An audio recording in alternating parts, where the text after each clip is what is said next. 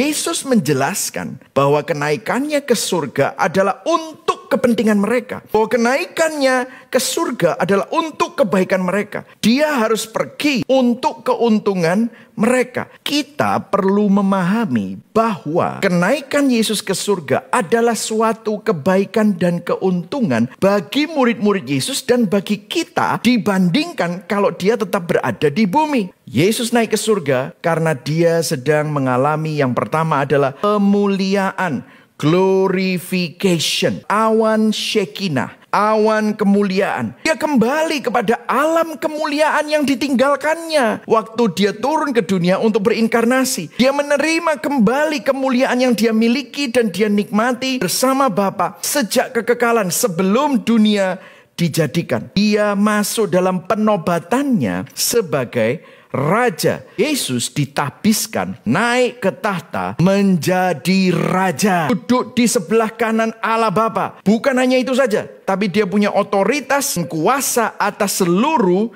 ciptaannya. Tak ada di dalam realita, sudah tapi belum. Already but not yet. Di mana Yesus sudah dinobatkan menjadi Raja. Kristus berdaulat menjadi Raja di atas segala raja. Tuhan di atas segala Tuhan. Artinya begini, tidak ada kerajaan, tidak ada pemerintahan yang ada di luar jangkauan kedaulatannya. Jadi kalau Yesus sudah jadi Raja, artinya dia juga berdaulat atas keluargamu. Dia juga berdaulat atas bisnismu. Dia juga berdaulat atas Indonesia, atas kota kita. Dimanapun saudara ditempatkan, berdaulat. Tidak ada kerajaan yang tidak ada di dalam jangkauan Kristus. Karena dia sudah bertahta sebagai Raja di atas segala raja. Amin saudara.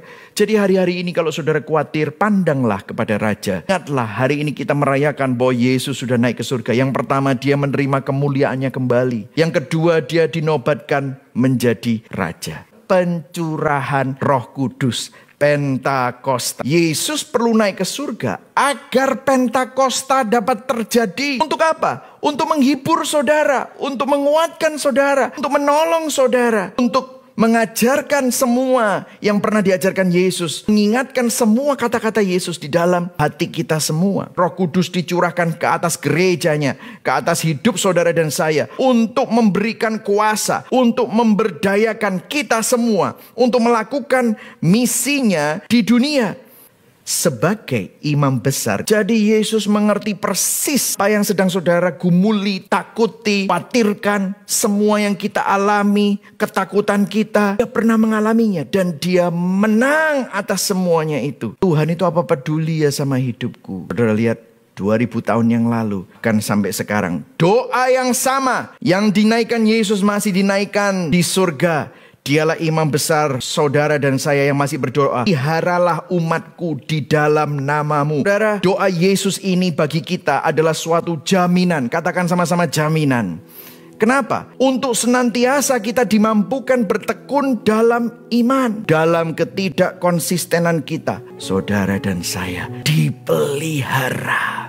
Di dalam kegagalan saudara, Dia adalah Tuhan yang tidak pernah gagal. Di dalam ketidaksetiaan kita, Dialah Tuhan yang setia. Di dalam kelemahan kita, Dialah Tuhan yang kuat dan kekuatannya tidak berkesudahan. Itu senantiasa menopang saudara, memelihara saudara dan saya. Doa Yesus Kristus, Sang Imam Besar bagi kita sangat ampuh dan berkuasa. Yesus yang sama sudah naik ke surga. Yesus yang sama menerima pemuliaan. Dinobatkan sebagai Raja yang berdaulat. Mengirimkan Roh Kudusnya yang mendampingi saudara, menghibur saudara, dan menolong saudara. Dan Yesus yang sama yang mendoakan Petrus. Yesus yang sama yang berkata, peliharalah iman Petrus. Jangan sampai iman Petrus gugur. Kan Yesus yang sama yang bilang, nanti dia akan insaf. Nanti dia akan menguatkan saudara-saudaranya. Sehingga Petrus menjadi seorang kepala rasul yang memberitakan Injil.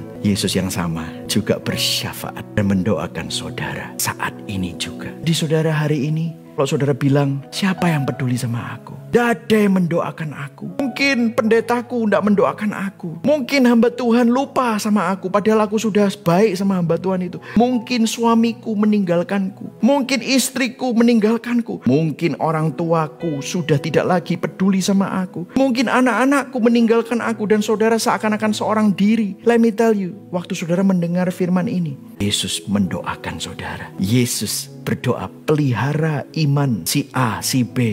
Di dalam kegagalan kita, kalau Yesus yang berdoa, kalau Yesus yang bersyafaat, maka rencana Tuhan dalam hidupmu tidak akan gagal. Amin, saudara.